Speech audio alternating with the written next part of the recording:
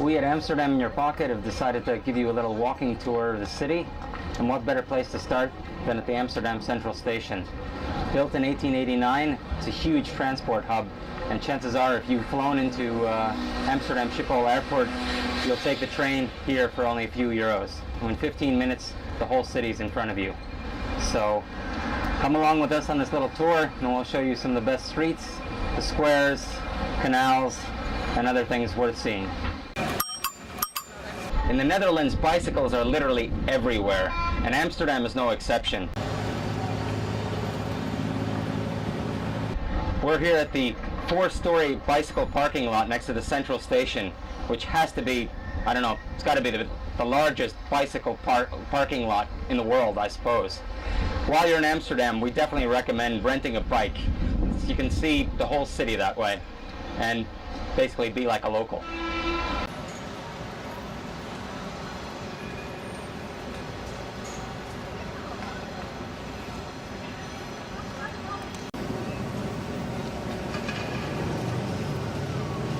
If you take the Damrak straight from Central Station, you'll eventually reach Dam Square. Behind me is the Royal Palace, which wasn't always royal. It was actually built in 1655 as the town hall, but was eventually appropriated by the royal family.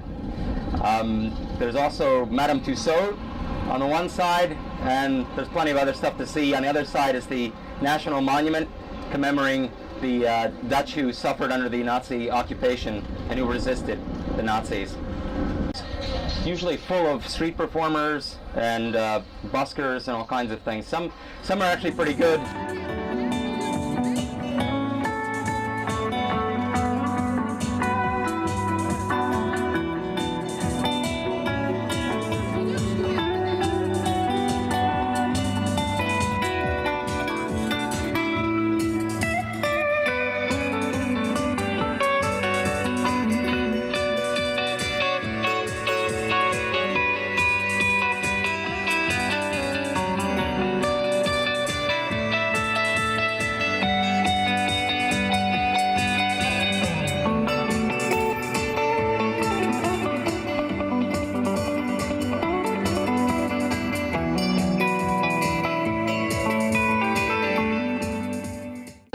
On Leidseplein, which is pretty much one of Amsterdam's most popular squares.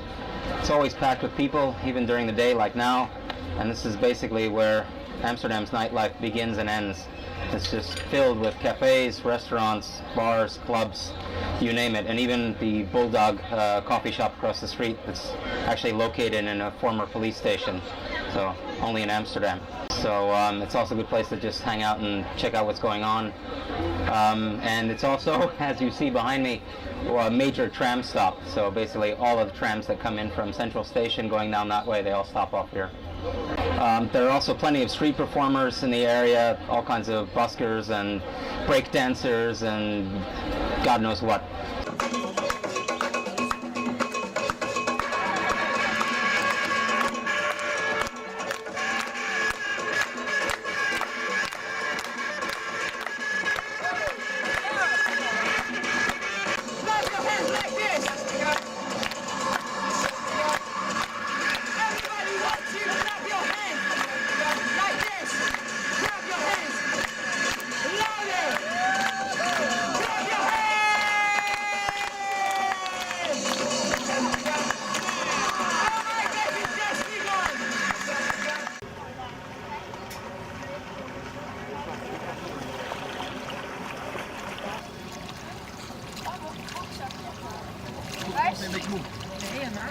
We're here on Museumplein, and right behind me is the Rijksmuseum, which is where everyone goes to look at Rembrandt. And around here is also the House of Bowls experience and the Van Gogh Museum, and there's a huge park as well where people hang out and have picnics. But most people also come here just to relax and hang out, and of course tourists always come here to take their pictures taken next to Amsterdam's tourism slogan, I am Amsterdam, or I Amsterdam. So yeah, we're not exactly sure why, but everyone loves to do it.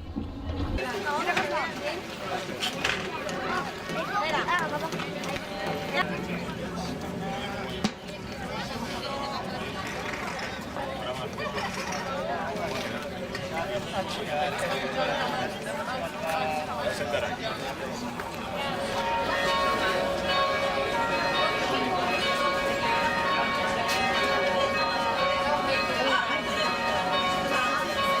at the famous Amsterdam flower market. Amsterdammers are quick to point out that it's the only floating flower market in Europe, but it's not actually floating. It's actually, well, some of it is. Some of it's on barges, but most of it's actually on dry land right here. The one thing that you can get here is plenty of bulbs, and more bulbs to take home and to plant in your own garden. Of course, there's plenty of souvenirs as well to be had on both sides of the street. And it's a market and a tourist attraction all in one.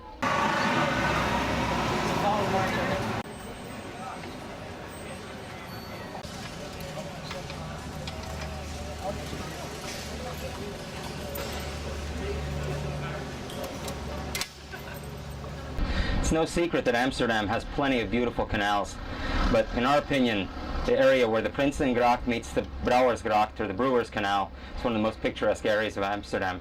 It's got all these beautiful buildings in the background that once served as breweries.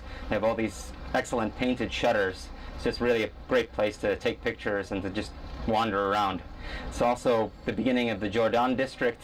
It's a bit of a bohemian area of Amsterdam with lots of great cafes and things to see, as well as the Noordermarkt, which is right next to the church.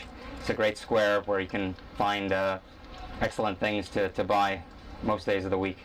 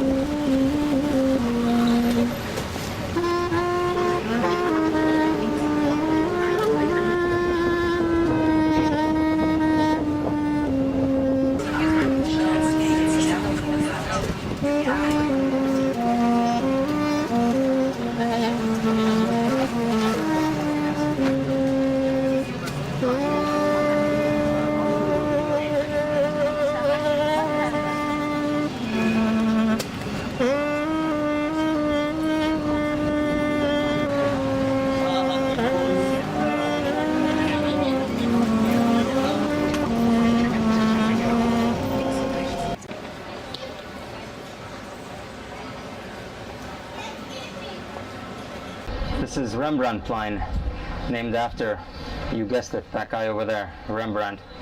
Other than the statue of him, There really isn't that much else to see here except for lots and lots of clubs and cafes and bars and hotels. But other than that, it's a popular place just to hang out for a little bit and grab a snack or something. But at night, this place is usually just, yeah, raging with lots of clubbers and whatnot.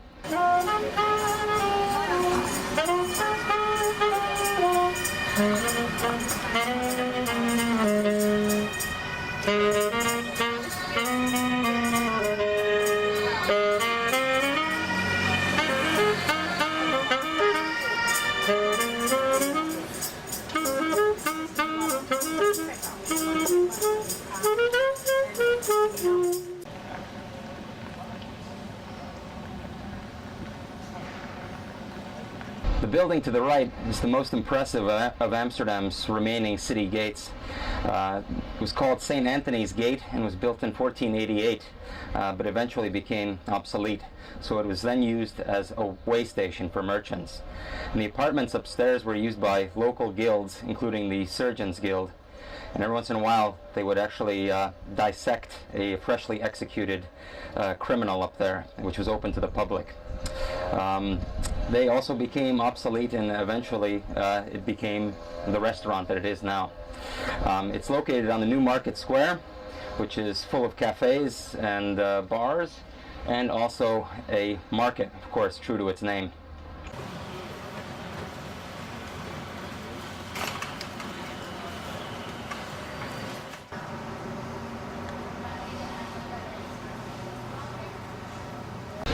Everyone's heard of Amsterdam's red light district, but not everyone knows that the city also has its own Chinatown, complete with its own Buddhist temple, which is supposedly one of Europe's largest. It's basically a few streets that go from the New Market up towards the central station. Obviously, there's also plenty of supermarkets and Chinese restaurants and all kinds of great places to eat. Just look for the restaurants with ducks hanging in the windows.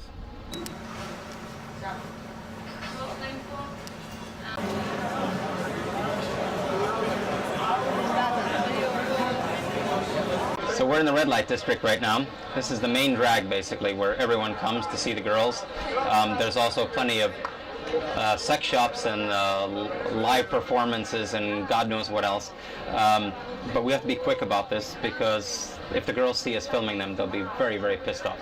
So basically, I actually came here once to interview them during the day, and they were not amused. They thought that me paying them for a couple of questions was incredibly perverse. So anyway, so in the end we found out at least that it's 50 euros if you want to go here and have 20 minutes with the girls. So if you're in the market, then this is the place to go. Can get a bit sleazy at night, but there's also tons of tourists that are here to laugh at you as you go up and talk to the girls. So do or don't. Have a good time.